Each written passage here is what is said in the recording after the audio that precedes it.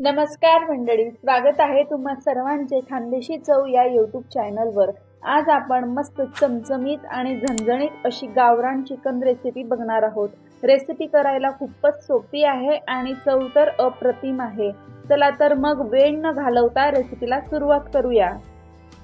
मी इथे अर्धा किलो गावरान चिकन स्वच्छ धुवून घेतलेलं आहे। आता यात 1 चमचा हळद आणि 1 चमचा मीठ घालायचंय।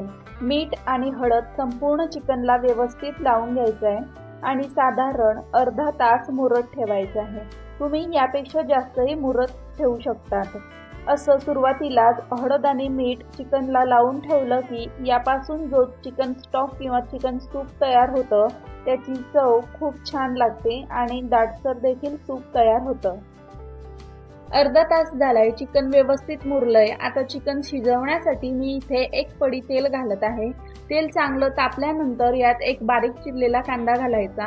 कांदा चांगला परतून घ्यायचा आहे। चिकन शिजवताना कांदा खूप डार्क करायचा नाही, अगदी हलका मऊ होईपर्यंत परतून घ्यायचा आहे। कांदा परतून झाल्यानंतर यात 1 चमचा आलं लसूण पेस्ट घालायची आहे। आलं लसूण पेस्ट सुद्धा परतून घ्यायची। त्यानंतर यात हळद मीठ लावून ठेवलेलं चिकन घालायचं। इथे चिकन सुद्धा 2 ते 3 मिनिटे चांगलं परतून घ्यायचं। चिकन व्यवस्थित परतून झाल्यानंतर लगेचच पाणी न घालता यावर झाकण ठेवायचं आहे।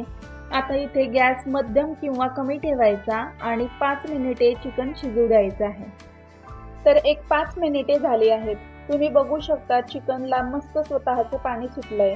अशा पद्धतीने चिकन शिजवलं तर सूपला टेस्ट खूप छान लागते। आता यात पाणी घालायचं आहे। तुम्हाला ज्या कन्सिस्टन्सीमध्ये सूप हवं असेल तसं पाणी घालून द्यायचं आहे।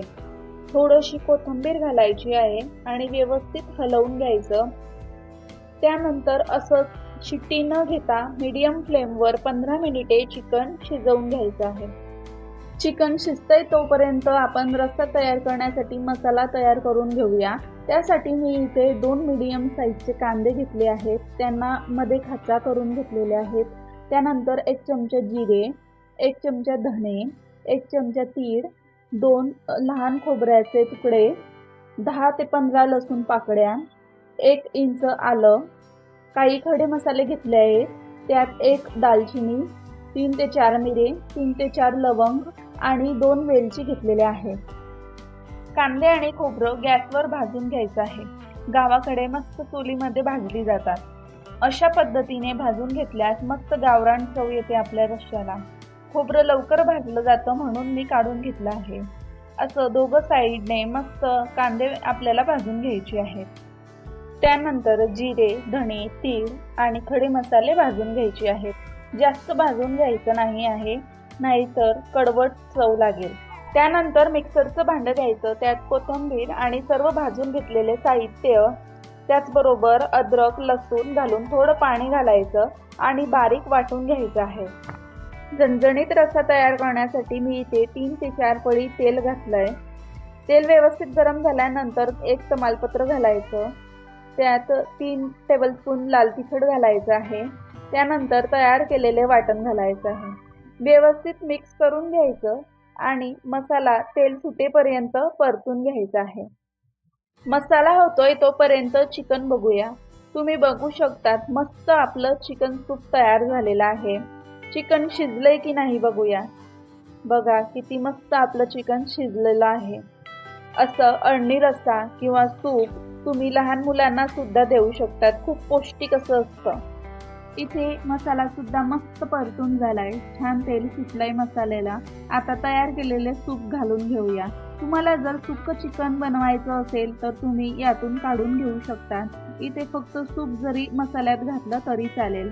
आणि हो, हाच मसाला थोडा साईडला काढून तुम्ही सुक्क चिकन तयार करून घेऊ शकता। त्याचबरोबर चवीपुरतं मीठ घालून घ्यायचं आहे। मीठ इथे बेतानेच घालायचं आहे, कारण आपण मॅरिनेट करताना सुद्धा घातलेलं आहे। त्यानंतर साधारण 5 मिनिटे आपल्याला भाजीला उकळी येऊ द्यायची आहे। उकळी आल्यानंतर बारीक चिरलेली कोथिंबीर घालायची।